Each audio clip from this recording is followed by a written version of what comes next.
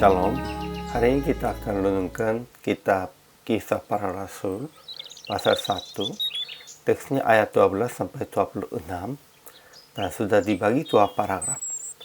Paragraf yang pertama ayat 12 sampai 14. Murid-murid Yesus dan keluarga Yesus berkumpul di ruang atas dan bertekun dengan sehati dalam doa bersama-sama.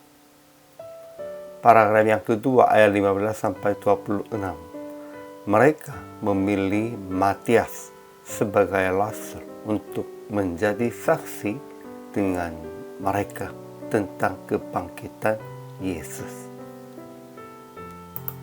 Kesimpulannya, sebagian besar rumah di kota Yerusalem itu kebesarannya tidak begitu besar.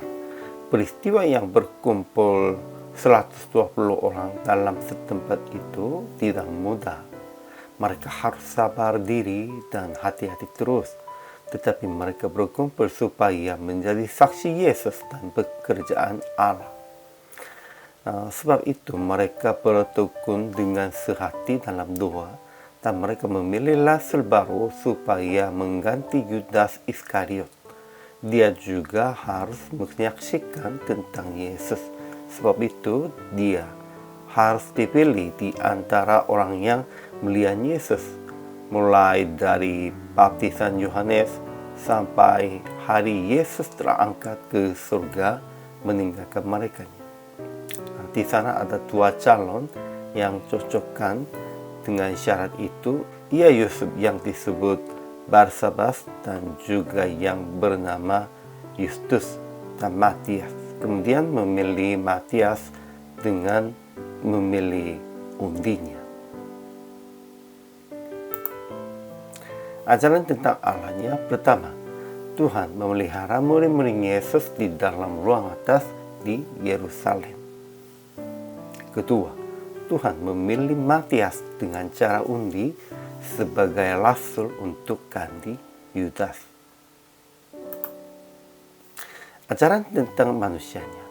Murid-murid Yesus kembali ke Yerusalem dan berkumpul di ruang atas untuk bertekun dengan sehati dalam doa bersama-sama. Kedua, Yudas Iskariot telah menyesal dan bunuh diri, sehingga Petrus berkata akan memilih satu orang sebagai rasul untuk ganti Yudas.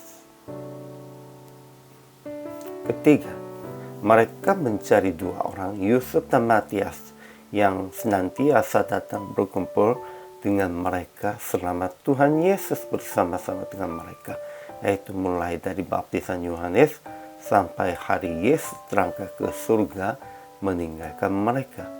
Dan akhirnya Matias dipilih dengan cara undinya.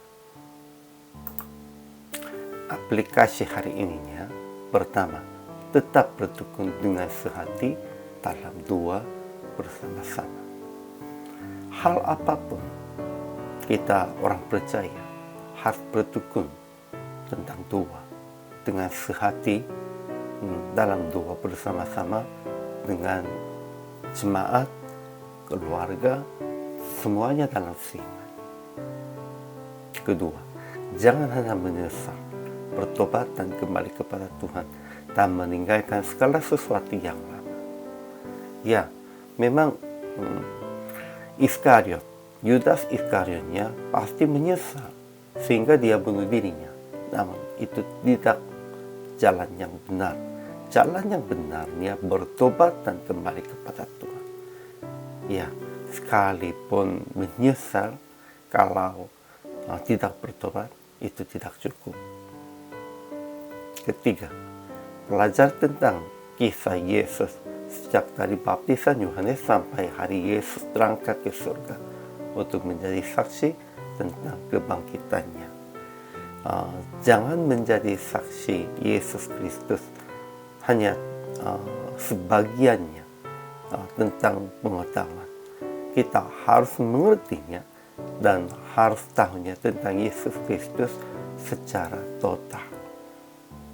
Keempat, mengikuti rencana Tuhan dengan cara yang meminta kehendaknya.